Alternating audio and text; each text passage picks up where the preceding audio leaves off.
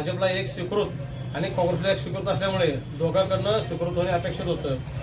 उपनिवडणूक निवडीसाठी गटनेते भूपेंद्र कांबळे यांनी काँग्रेसकडून अर्ज दाखल केला होता आणि भाजपकडून विक्रम ताड यांचा एकमेव अर्ज आला होता. उपनिवडणूक निवडीच्या वेळी भूपेंद्र कांबळे यांनी आपला अर्ज मागास काढून घेतला, पण स्वीकृत निवडीसाठी बराच ड्रामा झाला.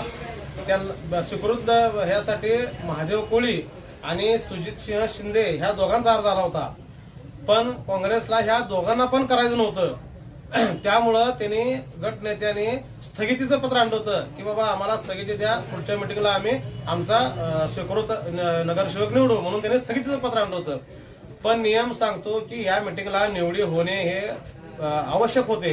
त्यांना त्याची माहिती नसल्यामुळे, अपूर्ण ज्ञान असल्यामुळे त्यांनी स्थगिती देऊन पत्र अडकले आणि भाजप नगरसेवकांनी सगळ्यांनी एकच मुद्दा मांडला की नियमाप्रमाणे अनुक्रमे पहिला नंबर अनुक्रमे नंबर जो आहे ते महादेव कोळी यांची निवड होणे हे कायद्याला धरून आहे आणि महादेव कोळी यांची निवड व्हावी म्हणून भाजप नगरसेवक भांडत होते. तर आम्हाला स्थगिती मिळावी, आम्ही दुसरा उमेदवार करणार आहे म्हणून काँग्रेस भांडत होती आणि यातून कायद्याला हे करून मुख्याधिकारी नगराध्यक्षांनी 4 ठिकाणी चौकशी करून अनेक अधिकाऱ्यांना विचारून शेवटी महादेव कोळी यांची निवड स्वीकृत म्हणून निवड केली. काँग्रेसकडून स्वीकृत निवड झाली ती भारतीय जनता पार्टीच्या नगरसेवकांच्यामुळे. त्यामुळे जत शहरात कोळी समाजात उत्साहाचं वातावरण आहे.